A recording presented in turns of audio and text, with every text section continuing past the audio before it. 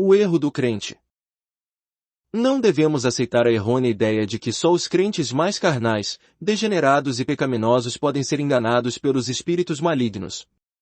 Pelo contrário, aqueles que se deixam enganar muitas vezes são cristãos totalmente dedicados, e até mais espirituais que a maioria. Esforçam-se para obedecer a Deus, e pagam qualquer preço para isso. Inadvertidamente caem na passividade por não saberem que devem cooperar com Deus, embora sejam inteiramente consagrados a Ele. Já os menos interessados nas questões espirituais não enfrentam o perigo da passividade. Como alguém poderia mergulhar na inatividade, terminando por cair nas garras do inimigo, se ainda persiste em viver segundo suas próprias ideias, apesar de se dizer inteiramente consagrado? Um crente desses pode dar lugar ao inimigo em outras áreas, mas não no que diz respeito à submissão à vontade de Deus, pois não cedeu terreno passivo ao inimigo. Somente os consagrados, os que renunciam a seus próprios interesses, estão sujeitos à passividade. A vontade deles pode descambar para esse estado, por almejarem ardentemente obedecer a todas as ordens. Muitos ficam perplexos, procurando entender por que Deus não os protege. A intenção deles não é a melhor possível? Como Deus pode permitir que crentes fiéis, que o buscam, sejam enganados por espíritos malignos? Muitos vão alegar que ele deve proteger seus filhos, sejam quais forem as circunstâncias. O que eles não sabem, porém, é que para desfrutarmos da proteção de Deus devemos satisfazer determinadas condições. O Senhor não impede que os espíritos malignos operem quando alguém criou as condições para a operação deles. Isso se dá porque ele próprio é um cumpridor da lei. O cristão, intencionalmente ou não, se entregou aos espíritos malignos. Por isso, Deus não vai impedir essas entidades de exercer controle sobre ele. Quantos acreditam que as boas intenções os protegem do engano? Mal sabem eles que as maiores vítimas de engano são exatamente os que estão cheios de boas intenções.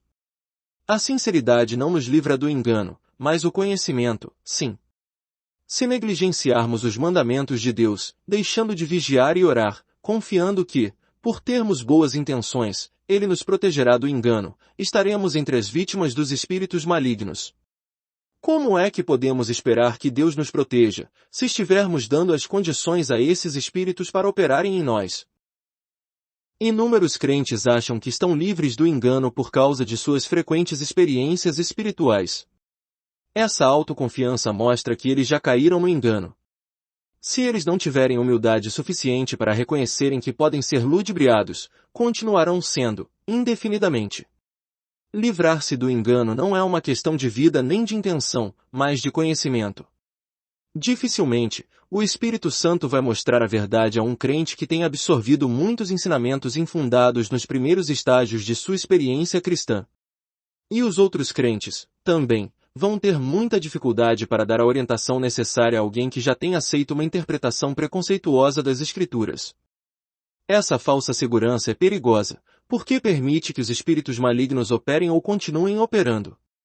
Já vimos como a ignorância causa passividade, e esta, o entrincheiramento. Essa última condição não ocorreria se o cristão estivesse devidamente instruído. Na verdade, a passividade é uma obediência ou uma consagração equivocada. Pode-se dizer, ainda, que é uma obediência ou uma consagração excessiva. Se o crente soubesse que os espíritos malignos exigem a inércia do homem para poder operar, não se permitiria cair na passividade. Se soubesse que Deus, para operar, não reduz o homem a um simples autômato, não ficaria passivo esperando que ele o movesse. O trágico estado em que muitos santos se encontram hoje é consequência da ignorância. Sem os conhecimentos necessários, não poderemos distinguir a operação de Deus da atuação de Satanás.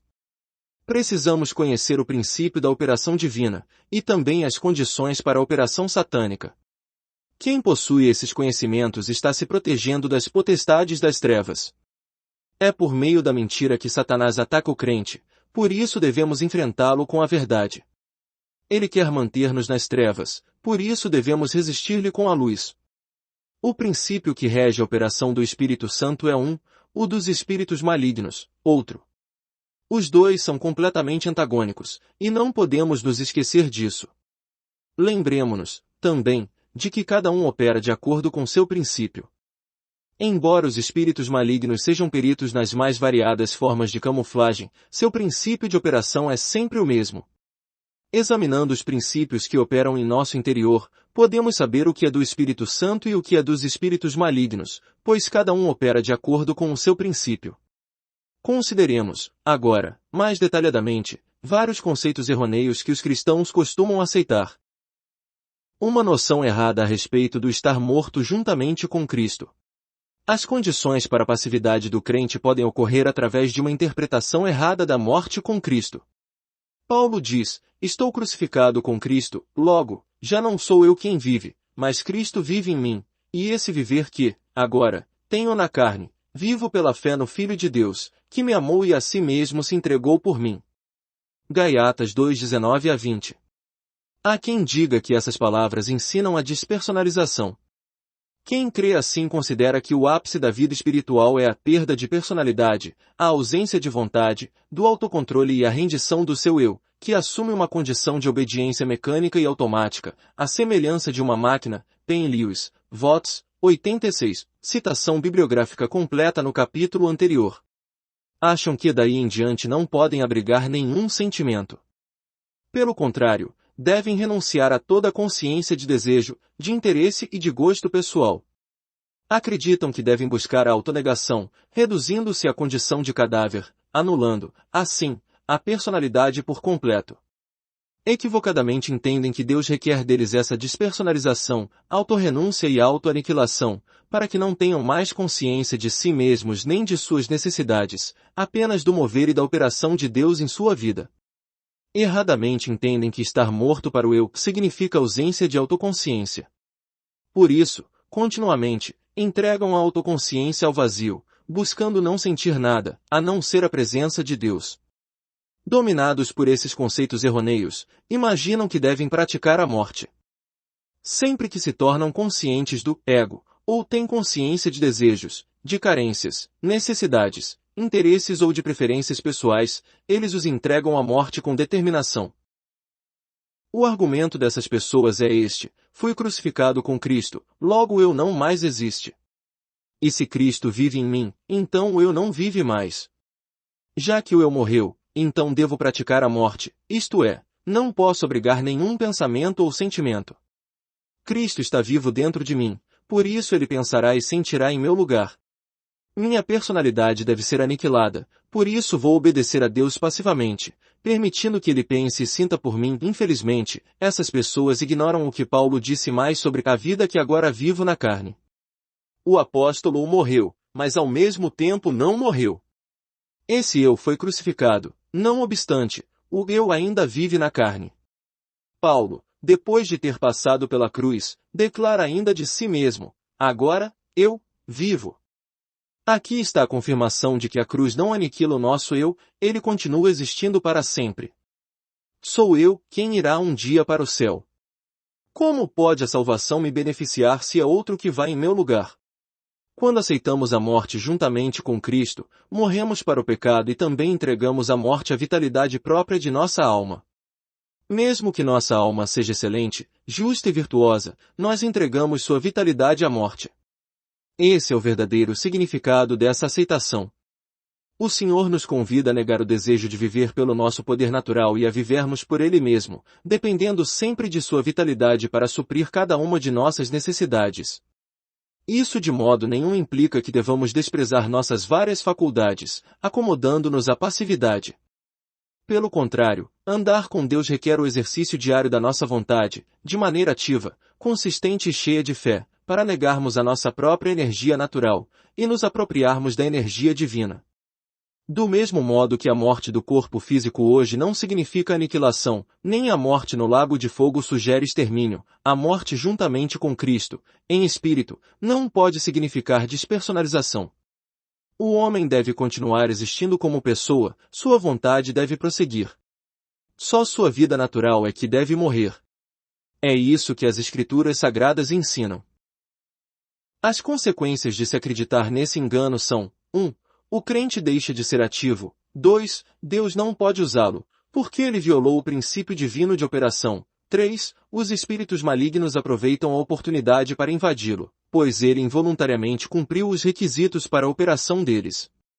Devido à sua má interpretação da verdade, e à sua prática da morte, ele se torna uma ferramenta do inimigo, que se fez passar por Deus. É lamentável que o entendimento equivocado da verdade contida em Gálatas 2 tenha sido, em muitos casos, o prelúdio do engano. Depois dessa morte, o indivíduo fica privado de qualquer sentimento. Ele não pode sentir por si mesmo, nem pelos outros. Quem está ao seu redor tem a impressão de que ele se acha totalmente destituído de sentimentos, como se fosse de ferro ou de pedra. Não é capaz de sentir o sofrimento alheio, nem tampouco percebe o sofrimento que ele mesmo já causou aos outros. Perde a capacidade de sentir, de distinguir e de discernir, tanto o que se passa dentro dele, como o que acontece à sua volta. Não tem consciência de seu modo de agir, nem de suas atitudes e ações. Fala e age sem exercitar a vontade.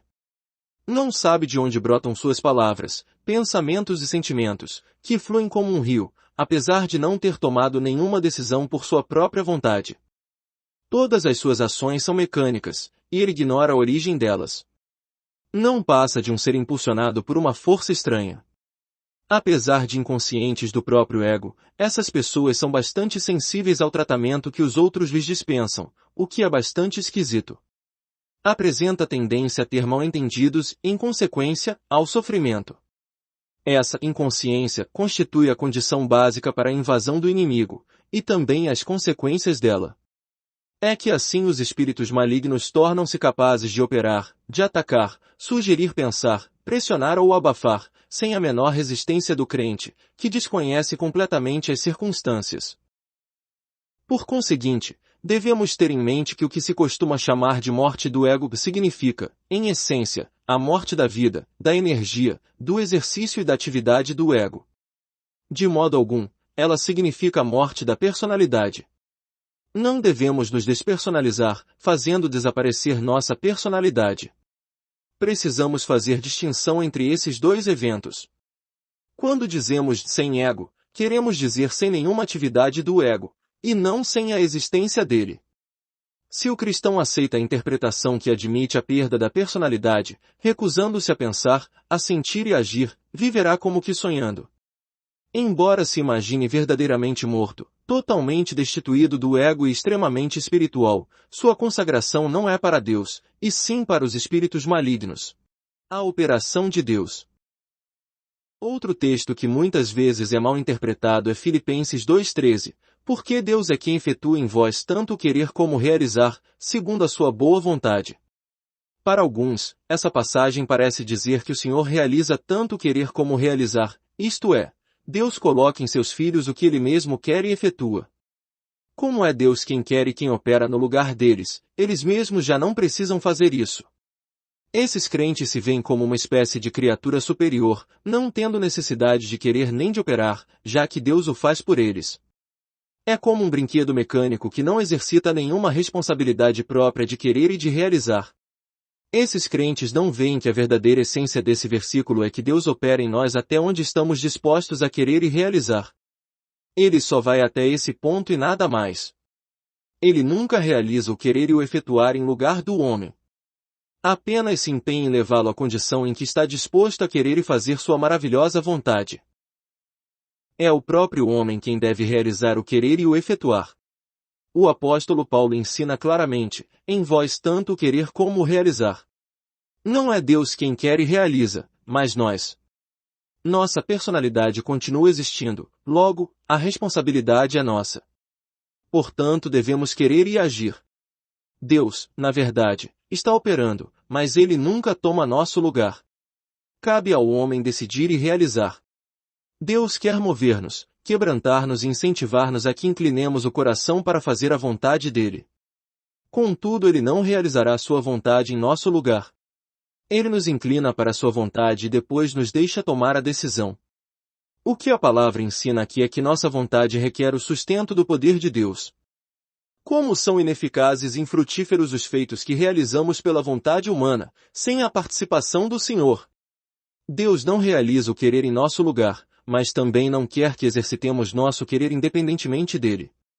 Ele ordena que queiramos de acordo com o seu poder, isto é, segundo sua operação em nós. Não entendendo o significado correto dessa passagem, o crente supõe que não precisa querer. Desse modo, ele permite que outra vontade controle seu ser.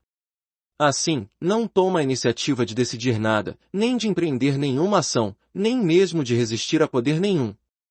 Limita-se a esperar, passivamente, que a vontade de Deus venha até ele.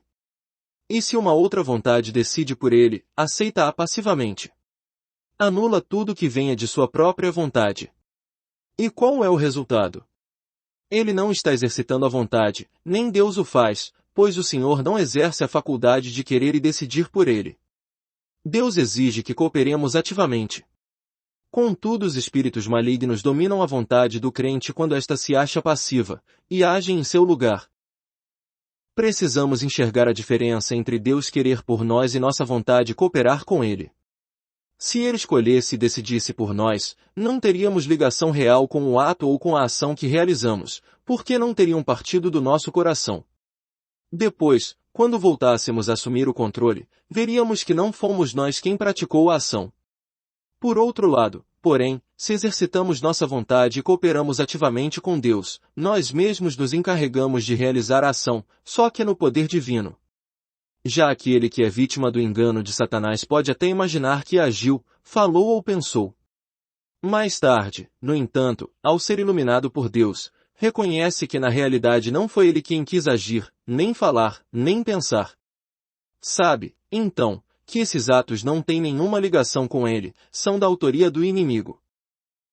Não é propósito de Deus aniquilar nossa vontade.